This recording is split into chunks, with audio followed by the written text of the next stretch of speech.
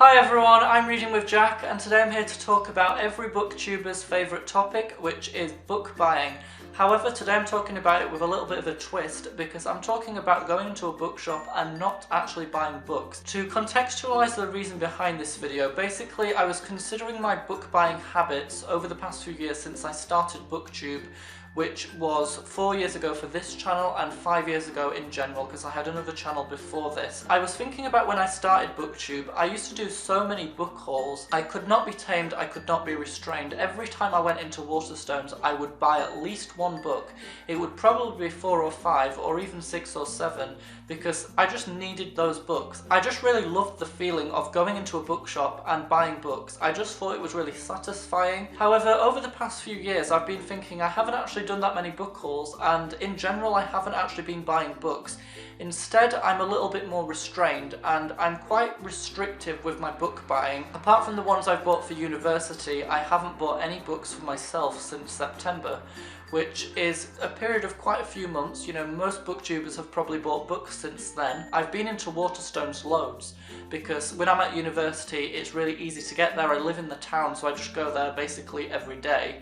But I haven't bought a book. Obviously I'm still a very bookish person, I still love reading, I still love going into bookshops, so as a book lover it seems kind of weird that I'm not buying that many books, even when I'm in a bookshop and there is a lot of temptation. I was considering some of the reasons behind this, and I think the first major one is the overwhelming nature of to-be-read piles, because although I don't really care about getting a to-be-read pile down to 0, I find that if I have over like 20 books on my to-be-read pile, it's kind of scary. I like to have a good amount of books to choose from when I'm deciding what to read next, but sometimes if there's a really large number to choose from, it's kind of confusing and I don't know what to read. In the past I was definitely buying books at a faster rate than I could read them, whereas now I'm trying to buy books at the same rate that I read them. I'm trying to kind of balance myself out. When I'm in a bookshop and potentially going to buy a book, I will consider when will I actually have the time to read it.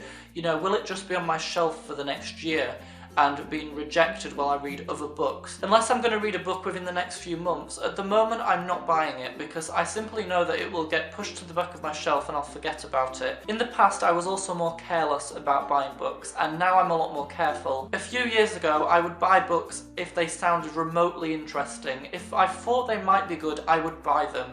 And it actually turned out that from a lot of the books that I read of them, I didn't actually enjoy some of them because I simply hadn't really researched them. Sometimes I bought books without really knowing what they were about. Now what I like to do is go on Goodreads and read reviews, go on BookTube and watch reviews, find more about the books before I buy them to ensure that I'm going to enjoy them. The more time I spend researching books, the less chance I have of finding a book that I don't like. Obviously it's inevitable that I will still come across books I don't like, and negative reviews are always going to happen, but in general, I like to try and find books that I know I'm probably going to enjoy, and from researching and reading reviews and stuff, that has definitely been the case. Over the past few years, the books I've read have been really good, because I've spent a lot more time looking into them before buying. So those are some of the reasons why I've been going into bookshops and not actually buying books. Let me know in the comments what you think of this. Has this ever happened to any of you?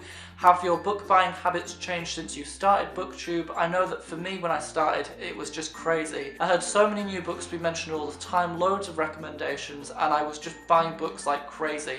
But obviously now that's not really the case. Let me know what you think about this in the comments below, and I'll see you all again in my next video.